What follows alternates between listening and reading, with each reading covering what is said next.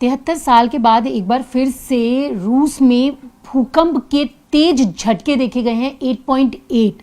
हमारे साथ बात करने के लिए मौजूद हैं स्काईमेट के वाइस प्रेसिडेंट महेश पहलावत जी।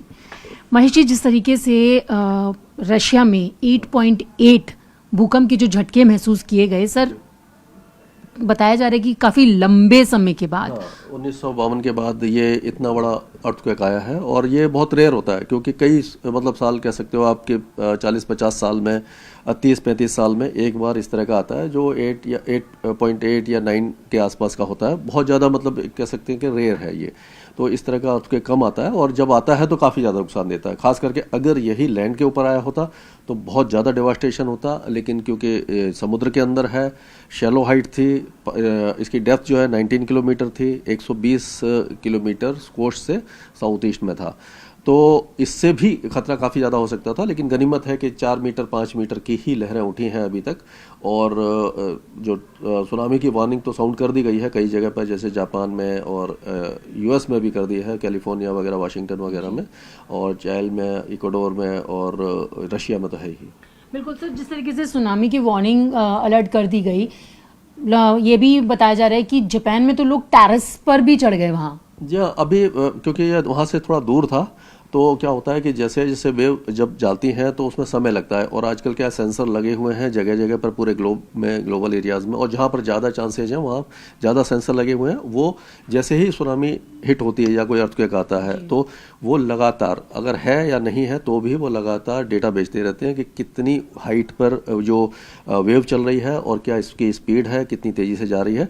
तो आपको आइडिया हो जाता है कि हाँ ये कोस्ट पर पहुँचेगी, कब तक पहुँचेगी और क्या हाइट होगी, तो उससे प्रिकॉशन ले लिया जाता है। तो जैसे कि जब चैनल्स में और जो लोकल जो वो है एडमिनिस्ट्रेशन है, सायरन से जो अलर्ट दे देते हैं तो लोग थोड़े से सतर्क हो जाते हैं, और उन्हें मालूम था कि इतना ज़्यादा नहीं है, फिर भी प्रिकॉशन लेते ही हैं, तो इसीलिए लोग हो सकता है कि वहाँ पर वो देख रहे हों। सर रूस, जापान, यहाँ पे तो सुनामी की अलर्ट दे दिया गया, क्या ये भारत के लिए भी खतरे की घंटी हो सकती है? नहीं, क्योंकि जैसे आपने देखा था कि पहले आया था, थाईलैंड में आया था जब ये सुनामी आई थी 2002 के आसपास है, या याद नहीं मुझे एग्जैक्ट।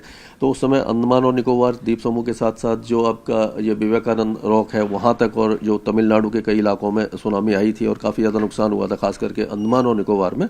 तो अभी क्योंकि काफ़ी दूर है, रशिया के आसपास है, पैसिफिक में है, तो इसका कोई भारत को खतरा नहीं है। लेकिन कभी अगर बे ऑफ बंगाल में आता है या इस जगह पर आता है तो सुनामी का खतरा बन जाता है।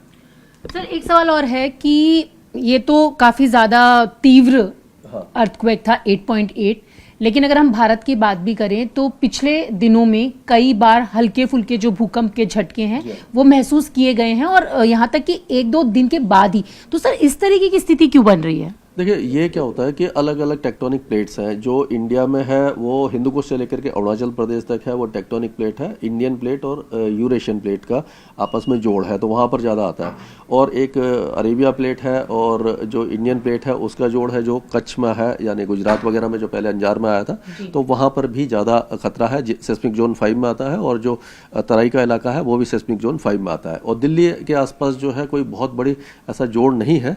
एक उत्तराखंड से लेकर के मुरादाबाद फॉल्ट तक एक हल्का जोड़ है, तो वहाँ पर हल्के भूकंप आते हैं 3, 4, 4.5 मैग्नीट्यूड के। लेकिन उत्तराखंड या हिमाचल प्रदेश में कोई बड़ा भूकंप आएगा तो उसका असर दिल्ली एनसीआर पर भी होगा, और अभी जो छोटे मोटे भूकंप आते हैं उससे ज़्यादा खतरा दिल्ली को नहीं है। तो फिलहाल तो सर अभी भारत की तरफ तो ऐसी कोई स्थिति नहीं बन रही है। भारत की तरफ कोई नहीं है, क्योंकि ये काफ़ी दूर है, पूरे विश्व में रोज ही होते रहते हैं। तो ये बहुत बड़ा भूकंप था और काफ़ी दूर है, पैसिफिक में है। हमारा जो एरिया है वो बे ऑफ बंगाल और अरेबियन सी और हिंद महासागर है।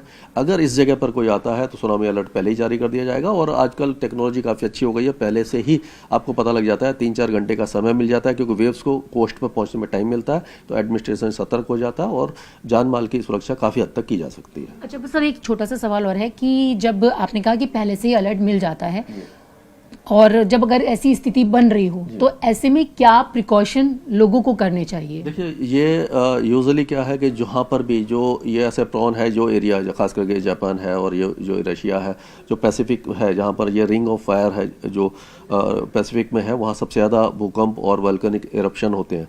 तो वहाँ पर क्या है कि पहले से ही जब लोगों को पता भी होता है, वो जैसे हमें जो हमारे कोस्ट पे जो साइक्लोन आते हैं तो लोगों को पता है ये उड़ीसा, आंध्रा और तमिलनाडु वालों को कि किस तरह से प्रिकॉशन लेते हैं। तो वहाँ पर क्या है, लो लाइंग एरिया से हटा दिया जाता है लोगों को, और अगर मतलब कि जहाँ पर पानी आ सकता है, और अगर वहाँ से ऐसा रास्ता नहीं है या नहीं निकल सकते तो कोई अच्छी मजबूत बिल्डिंग में ऊपर वाले फ्लोर पर चले जाएं और अपने आप को सुरक्षित रखें। और पहले से ही जो इमरजेंसी किट वगैरह रखते हैं लोग वहाँ पर, जैसे कि ये अब चार्ज बैटरी होनी चाहिए और जो ड्राई राशन होना चाहिए, पानी का इंतजाम होना चाहिए, अगर फंस जाते हैं तो 2-3 दिन के लिए सर्वाइव कर सकें।